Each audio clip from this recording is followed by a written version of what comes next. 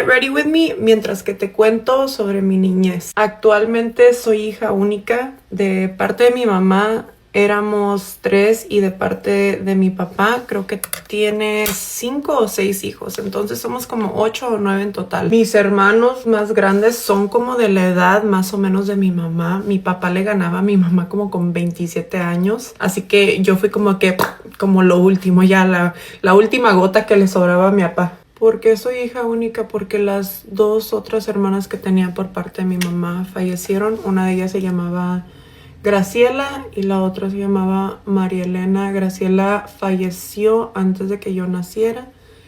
Falleció, fue muerte de cuna, tenía como 3 meses. Y María Elena falleció cuando yo tenía como 10, 11 años más o menos. La muerte de mi hermana fue muy, muy, muy rara. Hagan de cuenta, ella hoy en la noche se fue con su novio, pareja, amigovio, no sé, en ese entonces con la persona con la que se estaba conociendo. Se fue a Palm Springs, California, porque al siguiente día iban a ir a un velorio. Él se la llevó, digamos, hoy en la noche como a las 11 de la noche y me marcó a mí como a las 3, 4 de la mañana diciéndome que mi hermana no podía respirar. Y me dijo que le estaba tratando de llamar a mi mamá, que le había hecho varias llamadas y revisamos el teléfono de mi mamá y jamás hubo ni una sola llamada. La internaron en un hospital en Palm Springs que se llama John F. Kennedy. Sentimos nosotros que no le hicieron la lucha, más bien estaban como que esperando que donáramos sus órganos porque dentro de, no sé, 4 días, casi ya no recuerdo porque yo estaba muy chiquita, pero dentro de 4 días ya tenían a quien donarle los órganos y todo, y pues la historia está media larga. Desde niñas trabajábamos mi hermana y yo vendiendo pan. Nos íbamos puerta por puerta en nuestros departamentos y así como en los departamentos que estaban pues cerca de donde vivíamos. De hecho nos conocían como las panaderas o las niñas del pan. Me acuerdo que a veces llegábamos a ciertos departamentos en donde iban los compañeritos de mi escuela y pues yo entiendo, ¿saben? En ese entonces ellos no entendían quizás porque no era como que muy común ver a niños de tu escuela vendiendo cosas en la calle. Me acuerdo que llegaba a sus departamentos como eso de las 6, 7 de la noche y ellos estaban afuera como jugando y yo pues pasaba con mis cajitas vendiendo pan. Y pasaba y se burlaban de mí, pues ahorita ya lo entiendo. En ese entonces yo no lo entendía, yo no entendía si yo estaba tratando de ayudar con los biles de mi casa, porque eso se les hacía chistoso, porque me hacían bullying. Sí, en Estados Unidos también se sufre y mucho. Yo siempre he dicho que la pobreza en México y la pobreza en Estados Unidos es completamente diferente. En México por lo menos te arrimas a cualquier casa, a la casa de tus vecinos, no sé, y te regalan un taco, y acá es como que no.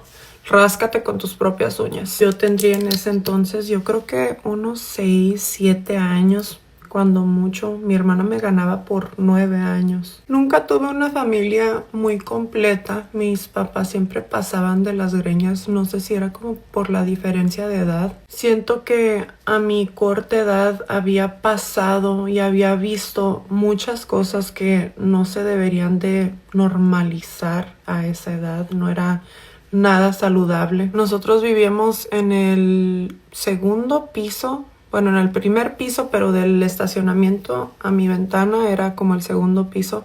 Y me acuerdo una vez mi papá se fue de la casa y me fui yo al estacionamiento y me quedé llorando, arrastrándome en el piso, llorándole que no se fuera.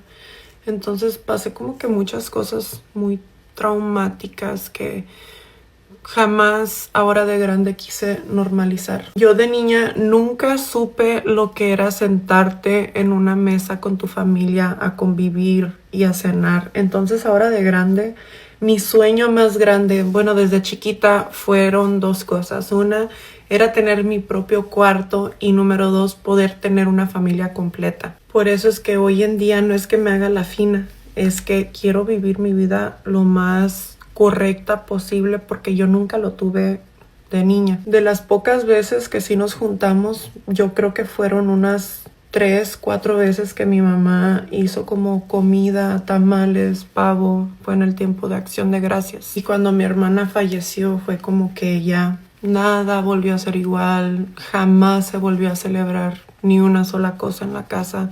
Jamás tuvimos un arbolito de Navidad.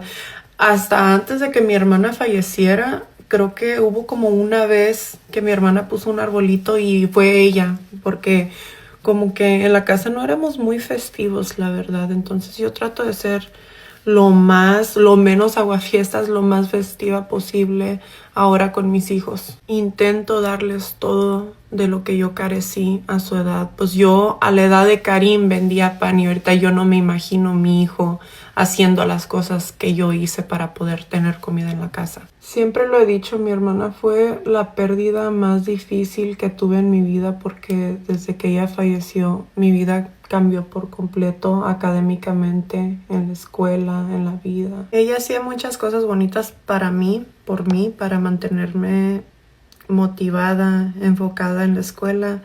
Entonces por eso muchas veces mi niñez se refleja ahora de grande.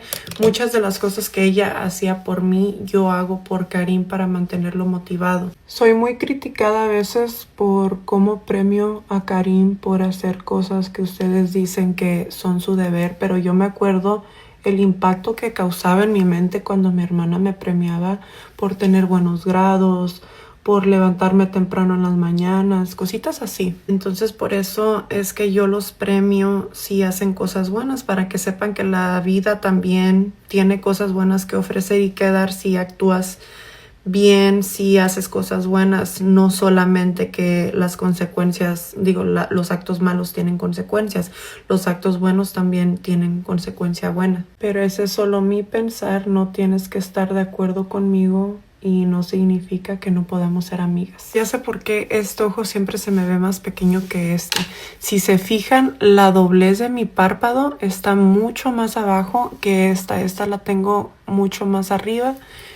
Y en un futuro me voy a arreglar eso. Claro que sí. Recomiéndenme un doctor. Sí considero que fui una niña muy dañada, pero eso no significa que tenga que repetir los mismos patrones con mis hijos. Y esa es mi introducción del recuento de los daños. Pienso que muchos de nosotros tuvimos una infancia muy difícil si naciste como en los 90s, pero eso no significa que vamos a usar eso como excusa para seguir repitiendo los mismos patrones. Nos vemos en el próximo video.